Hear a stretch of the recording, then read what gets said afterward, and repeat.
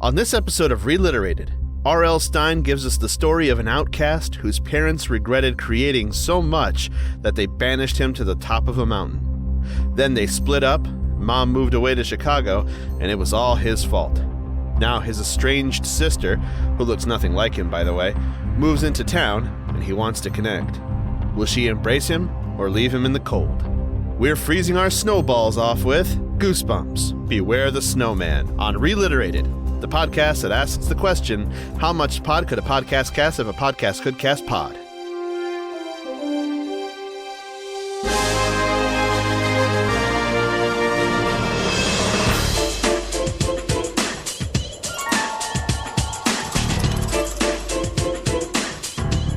Welcome to ReLiterated, the lowbrow book club of grown-ass adults reading the children's books popular in the 1990s, but with 2020's hindsight. Fair warning, we use language too mature for kids, analysis too immature for literary scholars, and ignorance too profound to be inoffensive to everyone. We also talk about our books in depth and great detail, but that means that we're going to be spoiling some things, and sometimes books have really big twists that may be ruined by listening to this podcast. So, like M. Night Shyamalan twists. I don't know about that caliber. Sometimes, but yeah. Go read Goosebumps, Beware the Snowman. You know, take an hour and a half like Harold did, and hour and 10 minutes. Yeah. Come back, listen to the podcast. We'll wait. My name's Andy. I'm Harold. And I'm Josh. And as I just said, we are doing Goosebumps number 51, Beware, the Snowman. And I have, I have issue with that comma there, boys. Yeah. Like, is the snowman's name Beware? It doesn't say so in the book. Beware the Snowman. If anything, it should be the 3 dots. Maybe, if anything. Like, beware, pause, the snowman! That is called an ellipses, and it means that there's more to come. And I know that. I know what it's called, but we're lowbrow. We're lowbrow, Harold. Yeah, but see, it's funny because, I mean, I'm sure I was told that a long time ago, but I lost that knowledge at some point that it's called an ellipses. And my 8-year-old, when he was 7, actually, I was reading a book to him and he saw that and he goes, "Do you know what those dots are?" And I was like, "It's 3 periods." He goes, "It's called an ellipses and it means there's more to the story." And I was like, "Oh, wow. Nice. Yeah, I gave him 5 for that one. That's excellent, yes. Teaching them good at that great. school. Yeah. Mm-hmm. I gotta try this school thing they're doing. Man, that'd be cool. That's nice. Yeah, this is one of the rarities where I actually got the physical copy of the book on this one. I read my physical copy that I've owned since it first released back in the day. Nice. I've been actually buying them from thriftbooks.com because you, Andy, had mentioned having like all the books we've done, and now I want to build like a case to put the books we've done in because I think that's actually kind of a cool little memorabilia. So I decided to stop getting the digital copies from Amazon and instead use thrift books to get the physical copies, because it is nice to read a book, I will say. It feels a lot better to hold it, and you can fold the page over, and yeah, I don't know. You can go and take it out in public and be seen and have people comment on it and spread the word about the podcast. Right, yeah. Yeah, or question why the hell a near 40-year-old man is reading a children's book. Why the fuck is a middle-aged dude reading Goosebumps out in public? He looks like he's actually enjoying reading that right now. Very serious look on his face. Nothing wrong with enjoying Goosebumps at our age. It's still fun. Maybe not this one, but they're still fun. I love the tagline for this book. He's got a heart of cold. He's got a heart of cold. Yeah. Do you think, like, if it were released today, that it'd be some sort of Frozen reference, like, so you want to build a snowman, or do you? It might build be. A I mean, snowman? that would make sense. I'm actually surprised that at the end of this book, it was like, "Hey, read up on the next book, My Hairiest Adventure," and I was like, I don't remember reading this one, and I know that I owned My Harriest Adventure, so I don't know how I missed this book somewhere in there, or maybe I did have it, but I did not remember this story at all. Well, before we get into this particular story, let's get into our recurring segment. Every time we do a Goosebumps book, we're going with a Steinwatch. Steinwatch. What is Mr. Stein? What is Rectal Lichtenstein doing right now? Well, today, Randolph Lexington Stein, he responded to a fellow podcaster requesting an interview to his podcast, and he actually said, "Thanks for thinking of me, but I'm not doing podcasts now." So that dashes our hopes just a little bit of getting him on our show. Just a little bit. That's okay. It's just a not now. Just for now. Yeah. Not yet. We could get him. It's not yet. It's not impossible, but we also don't have $10,000 to $20,000. I know. That's why I'm trying to convince you to get a small personal loan, Josh. Again, if I was even confident from your own in our savings banking account system in that way, shape, or form, I don't think they would let me have that amount of money. Seeing as I tried a few years ago and they would not let me have that amount of money, so... Look at the anti-capitalist grubbing money. I was trying to purchase a home and it didn't work out, so... Which is wild because you've always been really good with money. I can't believe that you were unable to do that. And me, I'm about positive I could get a loan for a house right around here at least. But I live in Michigan, which, is slowly but surely turning into California prices. Yeah, California's a little tougher market. Yeah, prices here are quite high. And so, I was unable to. And so now, speaking of you guys getting the physical books, I'm still getting the digital library copies because I don't have that much space. And even books take up space. So I have some, yeah, for sure they do. Sure, right. Yeah, I'm not going to be collecting these anytime soon, especially something like this, which I'm glad I don't own. So, well, once a year you can come by and appreciate our collections. Yeah, twice a year. And you will have a solid copy of Simon's Quest, the next World of Power book that we're going to do, because I was capable of snagging one of those from Thrift Books. Thank you. I was going to get it, but then you were like, I grabbed it just in case, and I was like, okay, I didn't want it to disappear. So. I think Matt is the only one who hasn't so far. So, Matty Ice, get on that shit. And hell yeah. Isn't Matty Ice the one that was all like, oh, I love Castlevania? That's Mark. Mark is the big Castlevania fan. So he grabbed his the youngster. During one of the price dips. Matt's the youngster. Yep. That's right. Yep, Matt's younger. Yep. Yeah. There we are. And that's Steinwatch. So, yeah. Also, we did find out. Wait. Yeah, what the hell? What's Stein doing other than the not coming on podcast? Was that all the Steinwatch? Well, he does have a Disney Plus series that will be coming out soon. So check that out. I read a interview from 2021. It was a good interview with him. They apparently paid the fee, and that's his public speaking fee, by the way, that we've managed to dig up recently. Yeah, that we keep referring to. He charges $10,000 to $20,000 for his speaking engagement and doesn't do podcasts. I don't know. Apparently, he turned down the Nerdist podcast too. Yeah, he turned down the Nerdist podcast. So we just got to get bigger than the Nerdist. Well, okay, listen. So we got to get Joe Rogan. So like 15 minutes of his time would be like $5,000. I think we can get that worked up, guys. It's tax season. He prorates.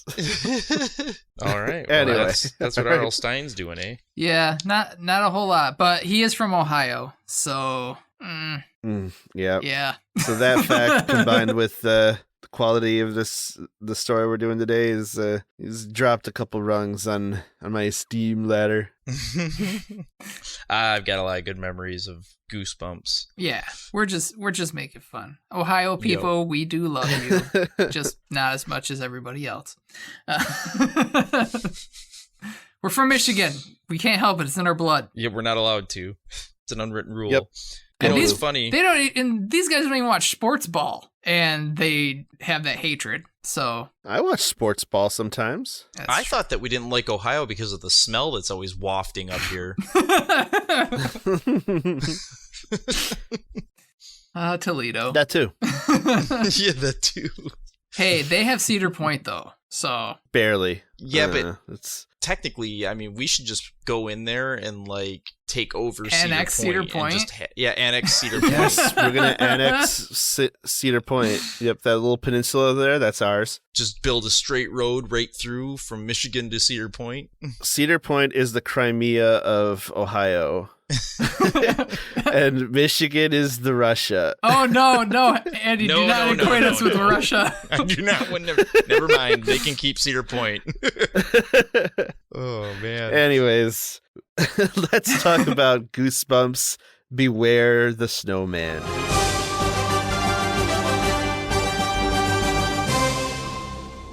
You know, it's funny when I open this book to read it. I on my cover, somebody wrote inside of it, and you would think like it would be like some note about the book or something else, right? But instead, what's written in here is noon, get on, pool, kitchen, living room, bathroom, laundry room, bedroom, master bed, bath, dining room, garden. Like, this person literally used this book to write down some quick notes, to jot down some quick notes that have nothing to do Some with sort the of honeydew list or Yeah, something? it was like a to-do list. Interesting. We need to get was on like, what that. the hell? And there's also some kind of gum on the last few pages. It's like stuck it all together. Yeah. Oh, very glad I have the Your digital book's got version. history. I tried the gum. It's not very good anymore. Oh man, yeah, they lose their flavor like really quickly Right? after a few years. Maybe it was Fruit Stripes, so it was gone after a second anyway. Immediately. All right, so what's Bob's Your Uncle Yeah, summary, what's the summary, of Beware Bob? the All right. Snowman? The Bob's Your Uncle summary of Beware the Snowman. So, a young girl named Jaclyn, I'm going to go with. I did read her as Jocelyn for half the book and then realized that maybe it's Jaclyn. And anyhow, Jaclyn and her Aunt Greta move from their apartment in Chicago to a unspecified, very north town, north so far that it's within the Arctic Circle. And it's a village, actually, a very small village. The school is like a one-room schoolhouse. She's not even sure there's kids there. She does end up meeting 2 kids. It's snowing all the time, but all around this town there are snowmen. Each of the snowmen looks exactly the same. It's got a red scarf. It's got one hand up, one tree branch hand up, and the other tree branch hand just kind of out to the side. And it has a scar on its face. And each of the houses has this snowman in their yard. She thinks this is odd, but as she's going out to explore the village, she's heading up to the top of this mountain that's near the village, and she runs across this cabin. And she goes up, and I don't know what it is about girls and children's books, but she decides to break and enter into this guy's house. I noticed that too. She kind of knocks on the door, no one answers, so she tries the handle, because that's normal to try the handle on someone else's house. And she walks in, and she's greeted by a white wolf. The white wolf is growling at her, and then a old man with gray hair and a gray beard wearing a Canadian tuxedo comes and yells at her and is asking her what she's doing there and stuff, and she's freaking out. She says she's going to the top of the mountain. He says, "You can't go to the top of the mountain. You go up to the top of the mountain, you'll never come back." And she's like, "I'm going to do what I want." And she goes outside, and she goes to run up there, and he kind of chases her away, and she ends up running home. The wolf chases her all the way home. So she's really interested in the top of this mountain at this point. Now, there's this poem that her mom told her when she was a little girl, something about the cold and the snowman coming. And it's just really bugging her that this guy said she can't go to the mountain. This makes her want to go to the mountain. So she starts asking her Aunt Greta about it. And her Aunt Greta's like, it's just a superstition. And then she talks to these other 2 little kids. And they're like, "Oh, no, there's a snowman up there. And these 2 sorcerers turned it into a snowman.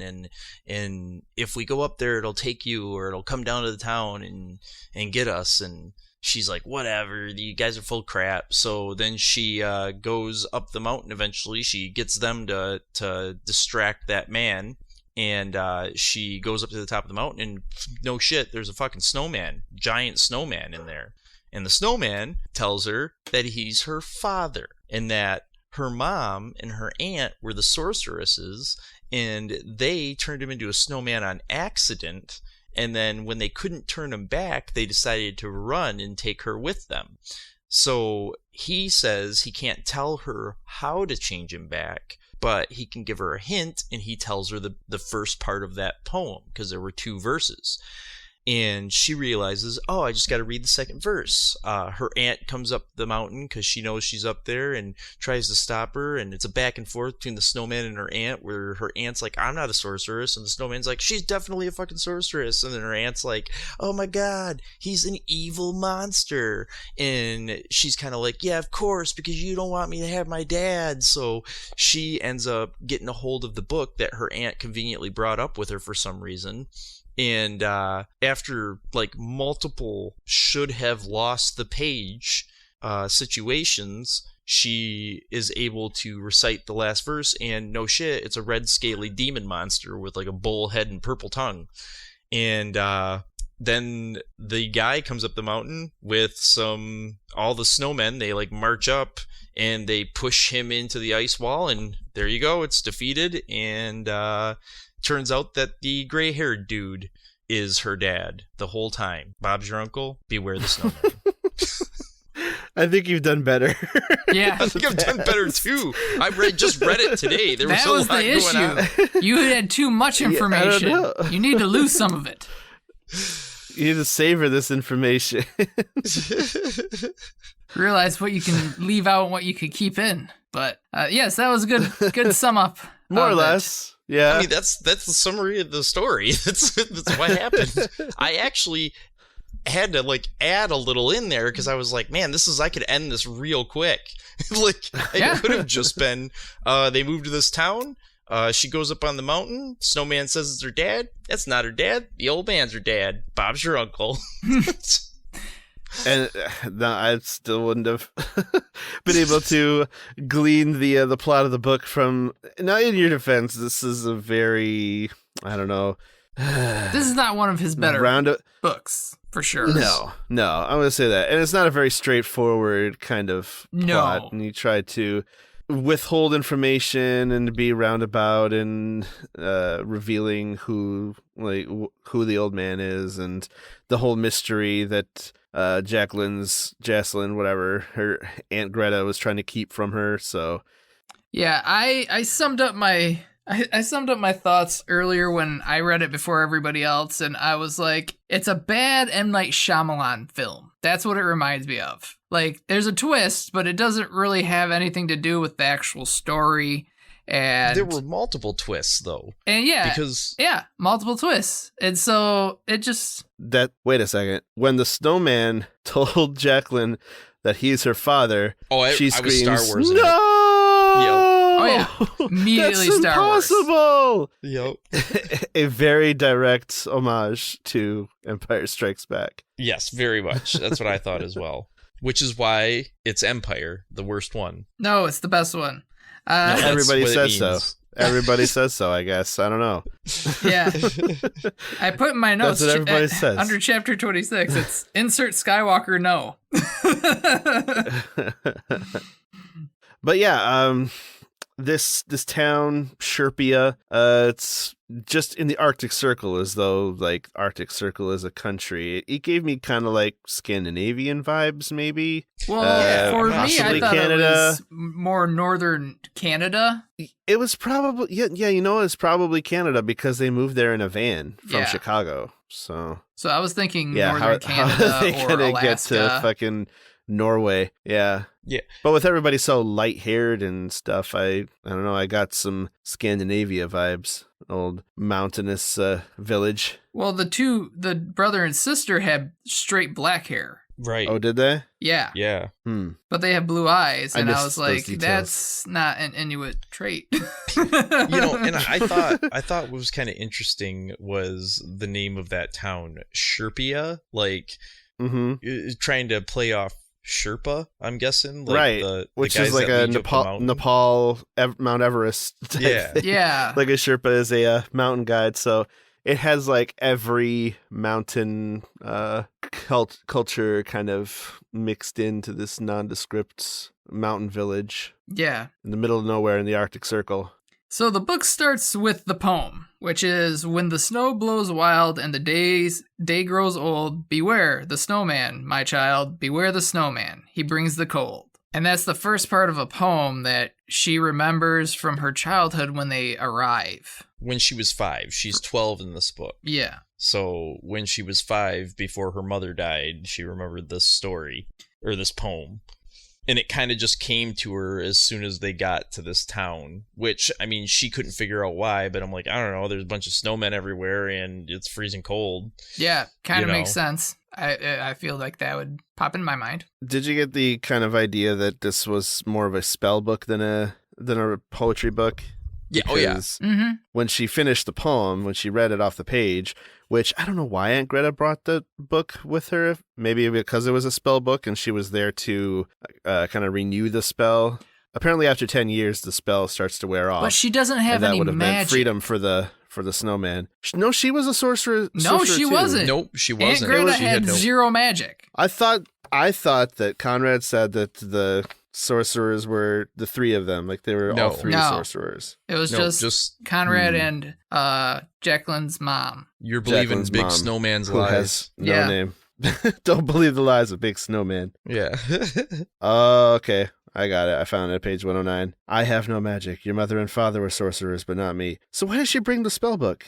Because If she didn't want Jaclyn to read it. She said she had figured out a way to trap the monster forever. My theory. Oh, from the book? My theory is that she was going to use Jaclyn, because I believe Jaclyn had magic endued from her parents, and that's why she was able to break the spell in the first place. Otherwise, yeah, it didn't make any sense. Yeah, because otherwise all.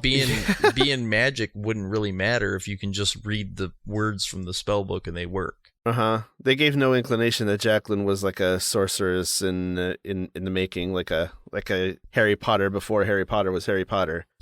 You know? No, they didn't. They didn't have. There was no point in the book where she did something where she was like, "Oh, how did that happen?" Which you'd think that you'd want to have her talking about some, I don't know, some odd occurrences that had happened by her, and she was like, "Oh man, I don't know what's wrong with me." But if that never happened, she was just suddenly able to read the second verse and break the curse of the monster being a snowman. Yeah, like in a bad M. Night Shyamalan Right. movie. Which M. Night Shyamalan movie would that be? I mean, The Happening was pretty bad. What other? Go back and watch them. They're not all that great. No.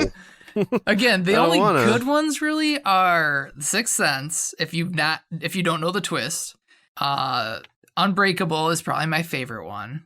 I haven't seen Glass, so I don't know. I like The Village. I actually like The Village. I thought that was an interesting story, and the twist in that one was pretty cool. You know what I don't like about M. Night Shyamalan, though, is that the twist became, like, everything he did had to have a twist. So That became a signature, yeah. Yeah. yeah, you were watching his movies, and it wasn't like when you watched The Sixth Sense the first time and you were like, what the fuck? It was every movie you watched with him, you're like, what's the twist? It's a You know? twist. What's twist? What a twist! Yeah, I like Devil. That's that one I really liked. It all takes place in an elevator, which is super crazy. But yeah, it's just they're hit or miss, and Mm-hmm. it's sometimes he knocks them out of the park. Other times you end up with the Last Airbender. Yeah, so I totally get where Josh is coming from, saying that it's like a bad M. Night Shyamalan book. I mean, the twist to me was the fact that she gets up there and turns out, oh my god, the snowman is your dad, you know, and I wasn't sure what to believe even. I will say that I was like, I don't know, man, maybe the snowman is her dad. I was with her for a while there. I was like, maybe Aunt Greta, because Aunt Greta was being sneaky about stuff. She didn't want to tell her what was going on. She was telling her it's all superstition. They moved to this town for no reason. Mm-hmm. So, I mean, I was kind of with her on that. But then as it went on and her aunt was like so serious, like, no, that's not your father. He's a monster. I'm like, I don't know, man, maybe hear her out a little bit here. And it, turns out to be some kind of, why? Oh yeah, because they summoned this monster on accident. Yeah, they summoned the monster by accident, turned it into a snowman. Yep. And trapped it on the top of the mountain in the ice cave. Yeah. And 10 years later, actually this is 7 years later? 10. I mean, she was 2 Jaclyn when her is dad 7 years later. Her dad disappeared when she was 2, and her mom moved them to Chicago. Yeah, he went to go get smokes, and yep. So he really just stayed behind in the village to make sure the monster stayed at bay. Yeah, and I read this twice because I was doing the notes, and when you read through it on the second read through, there's a lot of holes in the Snowman story. So because it's what I put in my notes. He was changed into a snowman by accident by Jaclyn's mom, who was a sorceress. But the spell fades after 10 years, so her aunt came back to renew the spell because she wanted to keep it a secret and keep Jaclyn, for some reason. And the snowman can't tell her how to save him or the curse will be strengthened, but he can give a hint. So that whole story is just like, it's pretty suspect. The second time you read through it, you're like, okay, yeah, that story doesn't make a lot of sense. And then the hint that he gives her is literally the first part of the spell. I can't tell you how to do this, but I can tell you the part of the spell I know. Yeah. And the thing that really got me the second read through was with her aunt's reaction to hearing Jaclyn say, "That's my father." Because her aunt, it says that my aunt's face twisted in surprise. And to me, you wouldn't have that natural surprise reaction unless it was like something super out of left field. And so that I was like, okay, yeah, she like, are you fucking kidding me? The snowman told her that? Nah. Your father? That's just stupid. You fucking idiot. And sorry we jumped to the end, but there's not much in this book other than the end, so... Right. The end is the big part of the book, and it's the whole book kind of invests in this ending or whatever. But what I was confused by was every house in the village had a snowman built in front of it, apparently for protection from the big evil monster. And they all looked the same. They all had a scar on its face. They all had like a mean looking grimace on with a red scarf. That's gonna spend a whole lot on scarves in that town, I tell you what. Or it sounds like somebody there knitting. I'll tell you what. Somebody there knits and sells scarves. Yes, probably Conrad. Yeah. Big Scarf owns that town. That's what it is.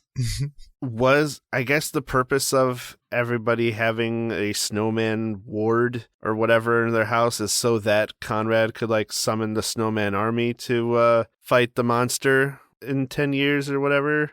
I would say that's why. It's confusing. I'm pretty sure that it would be that he was the one who started the idea so that when this all came to fruition, he would have an army of snowmen to be able to come up. Which, by the way, this village, is so small, yet there are enough snowmen to have an army of snowmen. I'm thinking like, wouldn't there only be like 10 or 15 snowmen max? Maybe, yeah. I don't know. And multiple snowmen in a yard. I thought for sure that the kids were going to end up being something. Oh, and there is a point where her aunt goes and has a threesome with a nice couple in the town too. You notice that too? Yeah. Yep. Yeah. Yep. I mean, you gotta get some. It's not Chicago anymore. Nope. And I mean, we all know she went back to hook up with Conrad, so. Mm-hmm. Yeah, she tells her, at one point, Jaclyn comes back to the house and her aunt is not there. And she goes into her aunt's room and there's a big puddle of cold water on the floor, or some liquid substance. And her aunt finally comes in and goes, "Oh, I met this nice couple and I went over to have dessert and coffee at their house." Mm-hmm. Everybody knows about the hot coffee mod. Dessert and coffee. But I don't think she was there for Conrad. She was surprised that Conrad was still alive. She was. At the end of the book when he revealed his identity. Well, she went back to see if he was still there. That's why they moved back. That's literally in the book. I don't really know why. I don't know where in the book, because it's very unclear whether she went to, like, she said it was time to move to Sherpia. Yeah, but it turns out Conrad is her father. Her aunt moved back hoping he still lived here. There you go. Hoping he still lived here. Yep. Okay. So it was just a guess.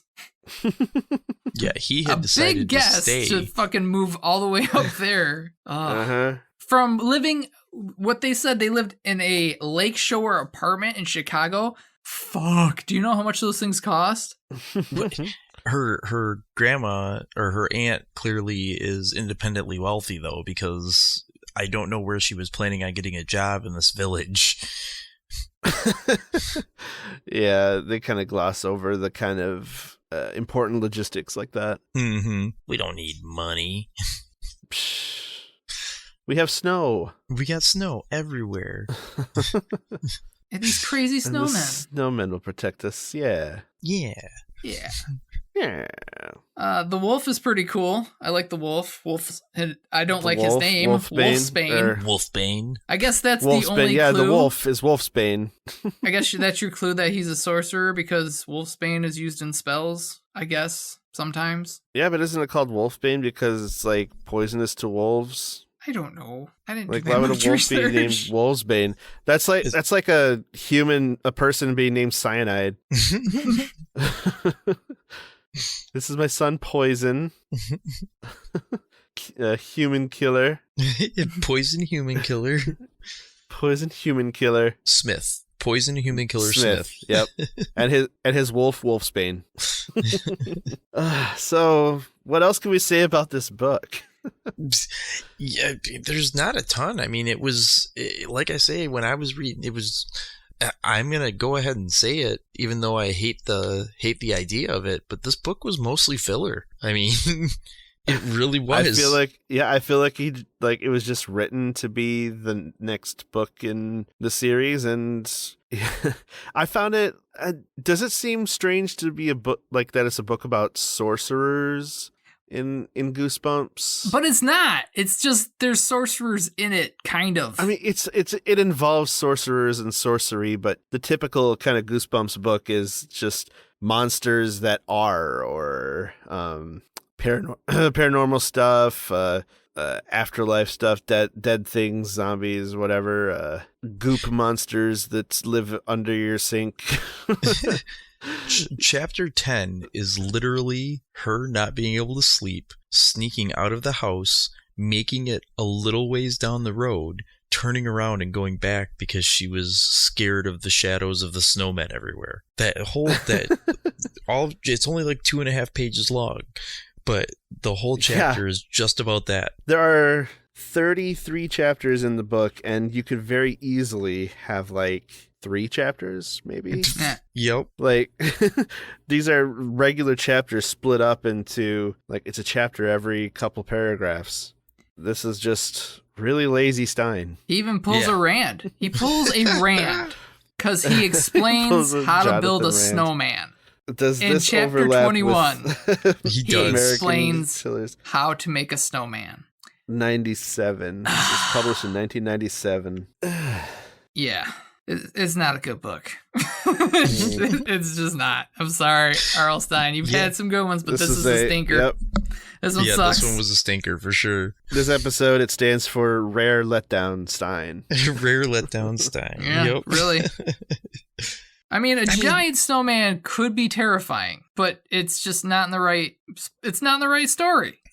I feel like It's weird. The monster at the end was legitimately creepy. Like, yeah, I like that description. Yeah, but it How just is it didn't described? fit. It was described as having red scaly skin with a purple tongue coming out of its bowl-shaped head, like bull as in the animal. And so I'm guessing with horns and stuff like that coming out of it. And it was huge, it had massive arms. It was big enough arms that it was able to pick up each of them in its hands. It grabbed her and it grabbed her aunt, and then it was going to drop them off the side of the mountain. I mean, at that point, Like all of that was pretty cool. And that's why we're so focused on the end, because for this whole book, it all comes down to the end. There was no the journey. There wasn't there was no real excitement. Yeah, there was it's not about the beginning or the end, it's about the journey. No, the journey was fucking trash. The end was the pretty journey was decent. wondering why she couldn't go to the top of the mountain. Yeah. I mean, the most exciting thing that happened before that was the wolf chasing her. Yeah. I mean, and then it just stopped after a certain point. If my kid came to me and told me they were going to walk up to the top of the mountain to go to the ice cave, I'd be like, you're not going to do that. And they're going to be like, why? And I'd say, because it's a fucking mountain and it's an ice cave and you're 12 and you're not going to walk up there by yourself. Go to your room. That's what I would say. Like, she's all like, oh no, like she's trying to hold her back from it. Like, it would be okay, but in this scenario, like, no, it's not okay. They're 12 years old. You can't let them walk up to an ice cave at the top of a mountain. That's fucking insane. Though I would want to see the ice cave. It sounded like it was pretty cool looking. Sure, but like I'd be like, hey, can somebody come with me to go up to this ice cave so we can check it out? Also, I'm going to use up there on my own. I'm going to take my proper climbing equipment because it seems like it's pretty precarious. There's a freaking ledge. Probably be best to take some kind of fire starter and, a little bit of food just in case. Make sure we're bundled up. Except everybody in the village was aware that there was some supernatural danger up there, including her Aunt Greta. Well, right. Most of them left, so... But instead, they all are trying to deny at first. Like, the aunt is completely trying to deny the supernatural danger, even though she knows it's up there. I mean, it seems to me like the better thing to do would be to say, hey, so there's a fucking demon monster up there that your mom and your dad turned into a snowman, and we need to, I need to go up there and fucking shut that shit down. So, don't go up there because it's a demon monster. Because then you don't have to worry about the other part of it. And then, Jaclyn would have been fully within her right to go, why the fuck did you bring me up here with you for this demon monster fight? Yeah, she could have just flown up there. She could have left her at home in Chicago and been perfectly fine. She's 12. Leave her with some friends. She knew that she had her book and she was just going to go up there and extend the spell. I mean, is that necessary to upend your entire life and move to this town? You know that the snowman thing is up in the ice cave. So it's not even like you have to go on a journey to try and find the fucking thing. You know it's there. So... why you sold your apartment, or you left your apartment, you bought this 1-bedroom house with an attic room for your ward, and you're gonna fucking, like, that doesn't make any sense. Oh, did the attic room bring back some bad memories, Harold? I didn't even really think about it until I saw your note that talked about my old room where I lived up in the attic room. Yep. I didn't mind that so much. It was a nice room to have with a 27-inch TV because it felt like the TV was plenty of size for me. Yeah, that's true. And when you were up there, you did feel a little confined sometimes. Mm-hmm. But no, we had some good times hanging out up there, smoking cigarettes. Smoking cigarettes up in my attic room. With no ventilation whatsoever. There was a window. That's true. But even with a fan in it, it didn't really get any moving air. Oh, those are rough times. Well, and that's the other part, is like her aunt's like, why don't you go for a walk? Like, where the fuck is she going to go? Of course she's going to want to go to this ice cave. Yeah, the mountain. That's the only cool thing around. And she was really easily able to get those kids that were so scared and didn't want her to go up on the fucking mountain to go. All she had to do was say, hey, I'll help you build the snowman to ward the snowman from my house if you trick that Conrad guy and let me get past him. Like, they were already doing her a favor. They were doing her a solid by even building the fucking stuff. Like, hey, we give a shit, okay? We know you don't believe in the snowman, but we are going to build the snowman to ward him off, right? And she's like, okay, so I'll help you do this thing for me, but then I'm going to need you to do something for me. Master manipulator. Fuck that yeah, Jaclyn. dude. I mean, these kids live in a snow village up in the Arctic Circle. They're probably not the swiftest. Here's another minor issue I had. They all have carrot noses. If they're up in the middle of like the Arctic Circle, I don't see them getting regular shipments of supplies to their local grocery store. I think they just buy carrots and scarves in bulk. Yeah, apparently. And here's the other thing, like every one of the twig arms had 3 twigs at the end of it to look like fingers. Like, man, they found some really good sticks. I've built snowmen before, and it's pretty hard to find the right sticks to make a good hand, And on top of that, the carrot. Okay, so they all have carrot noses, like you said, but does it never get a little bit warmer there? I wonder how long are these carrots? I know it's cold, freezing even, but even a frozen carrot, like how long is that thing going to last if it warms up in the sun?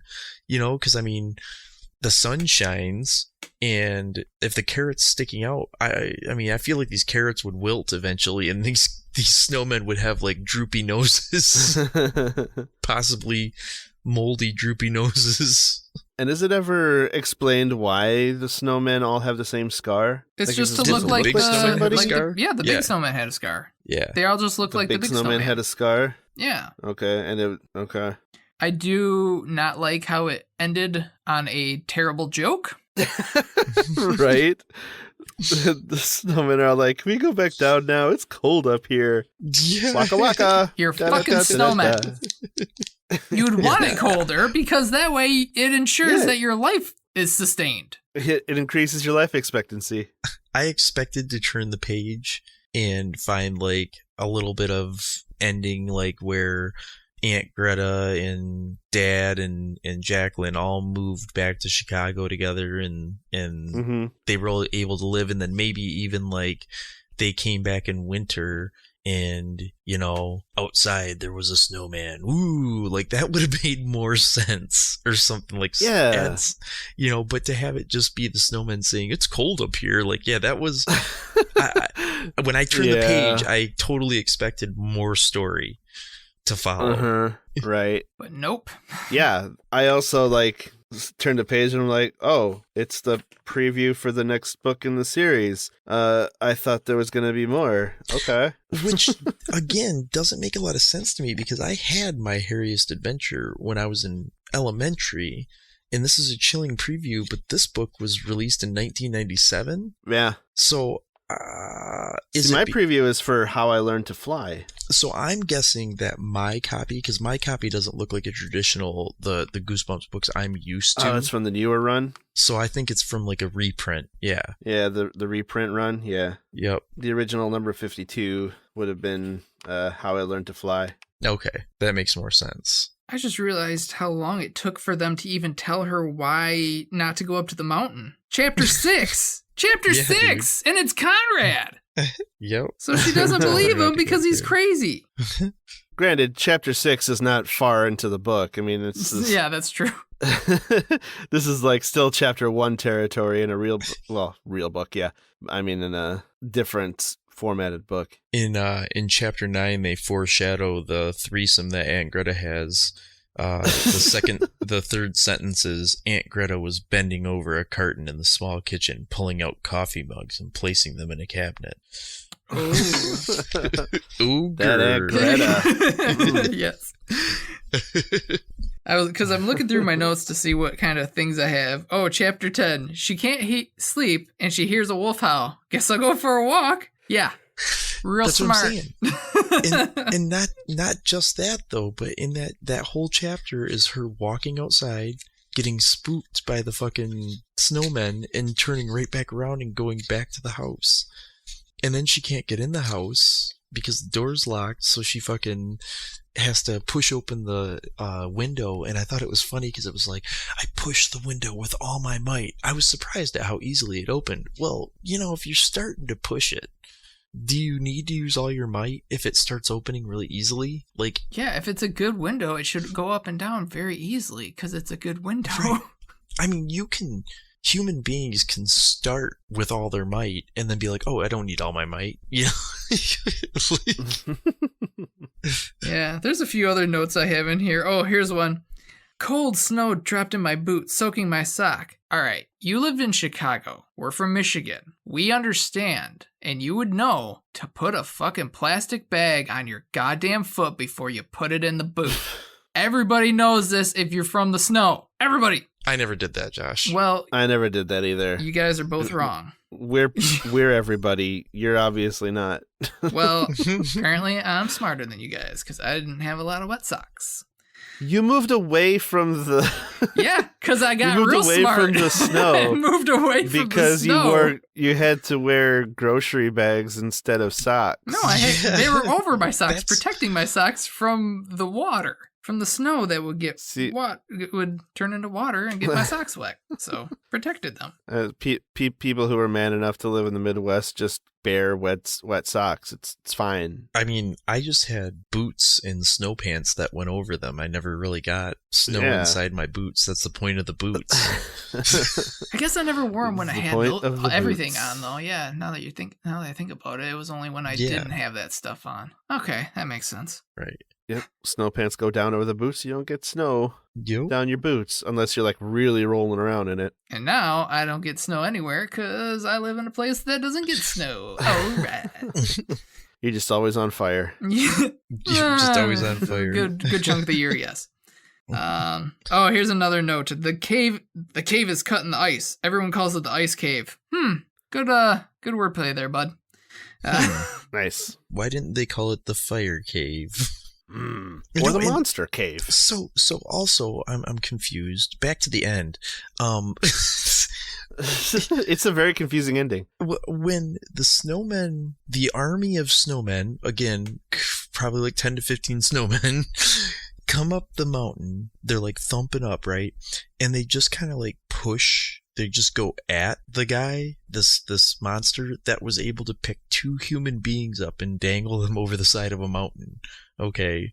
And they just kind of walk towards it, and it flails its arms, but it still gets pushed back. You would think that it could have just like swiped its arm one time and wiped out all the snowmen.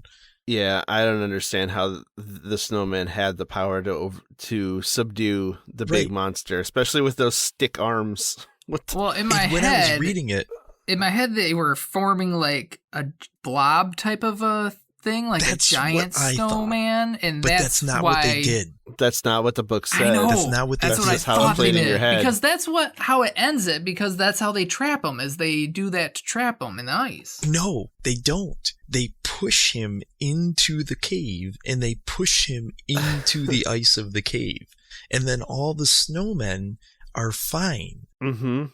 And they're cold. They're cold. They want to go back down the mountain. The humans aren't, but the people made of literal ice and snow are cold. I didn't understand, so they just because ice is hard. I don't know if this is just a bad book. It's a bad R.L. book. Stein knows this, but ice is hard. Yeah, it's not a good book. Sorry, it's just not. No, it was not. I was very disappointed with this book. At least it was on theme with our ice and snow. It was on and cold theme, winter yes. Hooray! At the very least, it was on theme. Hopefully, the next Snowman book will be a little bit better. The Abominable Snowman. Depends on what ending we get. Well, we'll probably get a few. Yeah, we've come to the point where we do a few endings. I've let go of that after the Star Wars debacle. Yeah. I'm still bothered by the comma after Beware. It's still bothering me. Beware the snowman. Beware the snowman. This is a book that you would expect it to be like Goosebumps #1 that R.L. Stein wrote when he was in his 20s. And, he was like on acid or something like that. And he threw it together really quick and then left it somewhere and then released it. And he's like, oh, well, I'll release this in Goosebumps because it definitely doesn't sound like book 51 in the series. I'm pretty sure that I had 48 Goosebumps books. I had #1 through #48. Okay. And that's when I stopped getting Goosebumps. So I did not make it to Beware the Snowman. After it jumped the shark. Mm-hmm. Did you just mention like being on drugs or whatever like Stephen King was for a certain part of his career? Yes. Like when he directed the one Maximum Overdrive. Maximum Overdrive. This is the Maximum Overdrive of Goosebumps. Maximum Overdrive is a good movie. I mean, it's bizarre as fuck. It's not a good movie, but it's got the voice of Lisa Simpson in it. Yeah, it's a fun movie to watch. And Emilio Estevez, right? Yes, yeah, Emilio Estevez is in that. I actually want to watch it now. I kind of do too. Emilio Estevez, Yardley Smith. Yeah. And there's one black guy in it who's playing an arcade game and he loses and he's like, "Yo, mama." Those are like the three things I remember about that movie. Also, the Green Goblin being on the front of that truck. Yeah. Like, it made no sense that the Green Goblin was on the front of that truck. And what's funny is I feel like whoever made the Green Goblin for the 90s Spider-Man cartoon based it off of that truck's face. Because it's literally like the Green Goblin from that 90s it's cartoon. very similar. Yeah. That's not how he appeared in the comics originally? He was close, but not exactly like that, no. Anyways, that's Maximum Overdrive the Snowman. Yes, Maximum Overdrive the Snowman. Wish that truck would have hit that snowman. Would have been quicker. Yeah, no shit. All right. So, anything more to say? If our kids are reading Goosebumps, do we recommend this to our kids? No. As part of the series? No. Nope, skip this one. I would love for them to see Goosebumps books, but yeah, not this one. Did they make an episode out of this one? Probably not. I don't think so. I've never heard about it. I doubt it. We'll check up on that, and if so, we'll watch it for the reiterated episode. But if not, we'll watch Maximum Overdrive.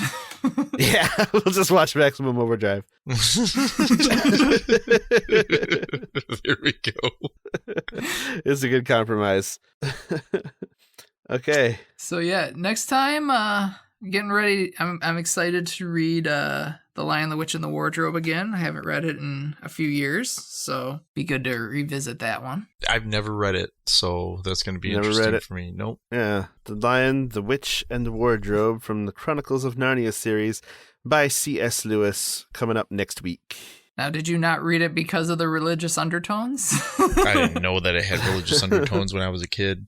No, I didn't read it because, like I say, at some point I started reading Stephen King books, and I kind of, once you go there, it's kind of hard to read children's books anymore. At least when you're a kid, because you're like, whoa, there's way cooler stuff.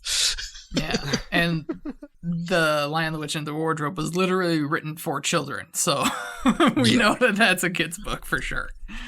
Mm-hmm. And we'll get our Turkish delights, be munching on it and talking about Jesus lions and Aslan and and yeah, all that good fun stuff. Yeah, I'm excited. I remember it being a fun read, and the movie's all right. Yeah, the movie is all right. Yeah. I haven't seen the movie either. Didn't see the movie either? Well, no, because the movie came out after everybody told me that it had a bunch of religious undertones, and I'm like, I'm going to dip out on that. I don't feel like watching it. Now, I will say that the movie doesn't get heavy-handed on the religious stuff. It's just, if you know, you know. Yeah. Right. Okay. It's that kind of thing, so it's not overt. Well, so, yeah. I mean, I'm sure I'll watch it if we're going to end up watching it for the reiterated episode. Yeah. Yep. We'll talk all about it next episode. Alrighty. So, yeah. Sounds great. Well, guys, I'd like to get out of here because it's cold. Get out of here. It's cold. Yep.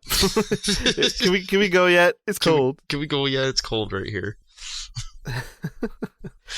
Hey, Josh. Hey, what? Do you want to build a snowman?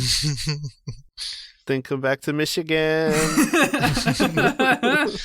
Because it was spring on Saturday, and now it's winter again.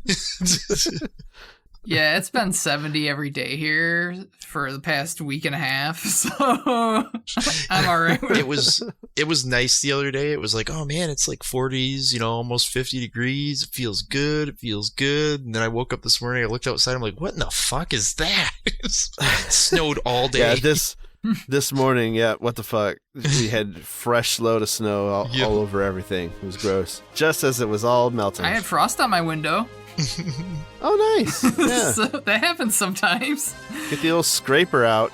Cancel school. Yup. It's a frigid one out there. Yup. Alrighty. Everybody, drive safe. Give a shit. Read some lit. Have a good one. Nakor Meek. Haven't you used that already? Maybe. It's Inuit. I figured it still was fine, but thanks everybody. This has been ReLiterated, a production of the Chocolate Milk Friends and part of the 989 Podcast Network. If you enjoy our show, please consider giving us support by subscribing, recommending us to your book reading, podcast listening, 90s nostalgic friends, and most importantly, rating and reviewing us on Spotify, Apple Podcasts, Audible Podcasts, and Spotify. Did I mention we really want some Spotify ratings right now? Your ratings and reviews go a long way towards getting us in the ears of new listeners. You're also invited to join the growing ReLiterated community on Facebook, Twitter, Reddit, TikTok, YouTube, and Instagram. And if you really want to get nuts, we have a Discord too. So bing us and join us in this nonsense. If you have a book suggestion for a future episode or have questions for us, send us an email at reliterated@gmail.com. Thanks for listening.